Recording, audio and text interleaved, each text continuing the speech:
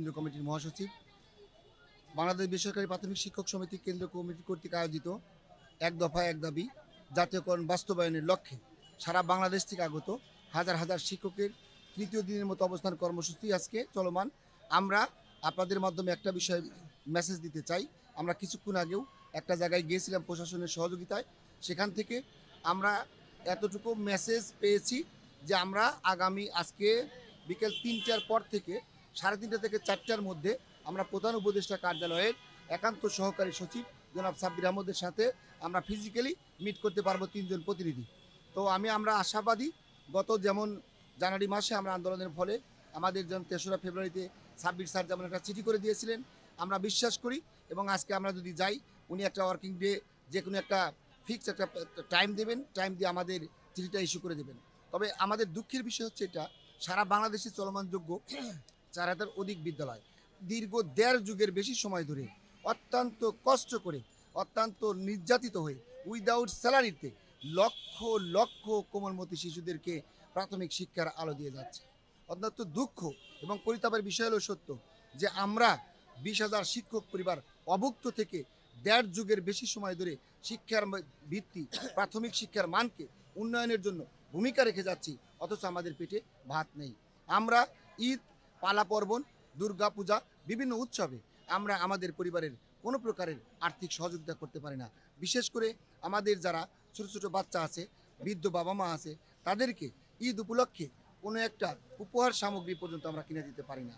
আর একটা কষ্টের বিষয় হচ্ছে আমাদের বিদ্যালয়গুলোতে যে কোমলমতি শিশুরা অধ্যয়ন করে, তারা লক্ষ লক্ষ শিশু, প্রায় ৮ লক্ষাধিক শিশু, আমি আবারও রিপিট করছি, প্রায় ৮ লক্ষাধিক শিশু তাদের শিশু অধিকার থেকে বঞ্চিত হচ্ছে।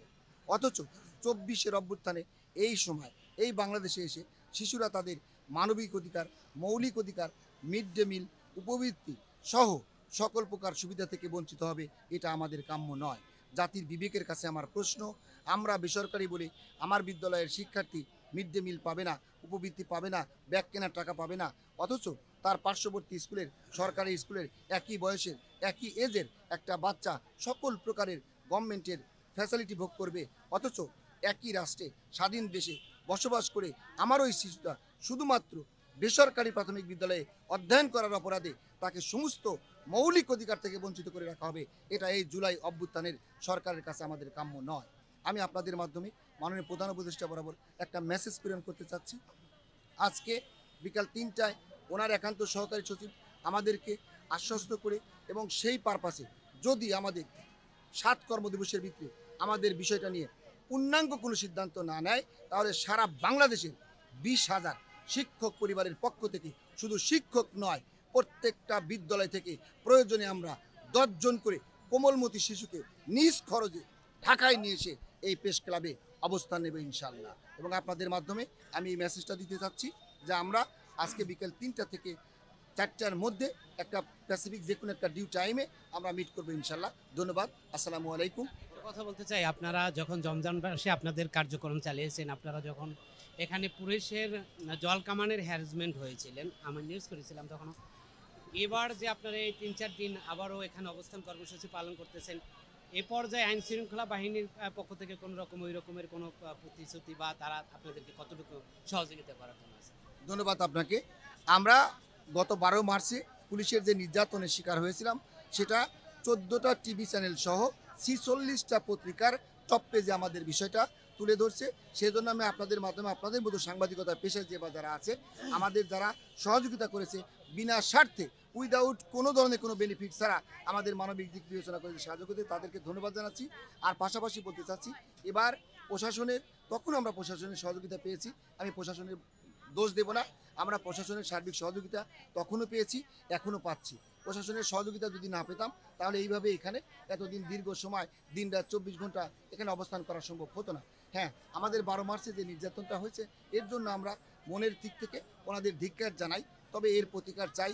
তবে সব পুলিশ তো আর সমান না, যে বা যারা করেছে তাদের জন্য আমরা ধিক্কার জানাই। এবং ২০,০০০ অভুক্ত পরিবারের শিক্ষকের, বিশেষ করে আমার কয়েকজন শিক্ষক শিক্ষিকা অত্যন্ত গুরুতর আহত হয়েছেন, তাদের জন্য আমি আপনাদের মাধ্যমে মাননীয় প্রধান উপদেষ্টা বরাবর প্রেরণ করতে চাই। যে সমস্ত শিক্ষক শিক্ষিকাগুলো আহত হয়ে এখনও হসপিটালে আছে, আজকে আমার ম্যাডাম বলেছেন একজন শিক্ষক হসপিটাল থেকে রিলিজ নিয়ে আমাদের মাঝে এসে উপস্থিত হয়েছেন। এবং আরেকটা দুঃখের কথা হলো সত্য যে এইখানে গত রমজানে যে শিক্ষক আমার পাশে বসে ইফতারি করেছে সেই আমজাদ স্যারটা এখান থেকে আন্দোলন শেষ করে বাড়িতে যাওয়ার পরে ঢাকার একটা মেডিকেলে চিকিৎসাধীন অবস্থায় উনি মারা গেছে।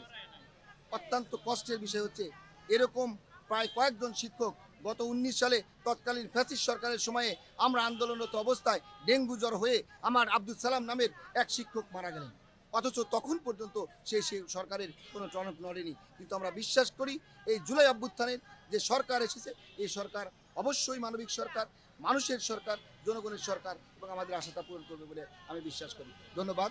আসসালামু আলাইকুম। ধন্যবাদ।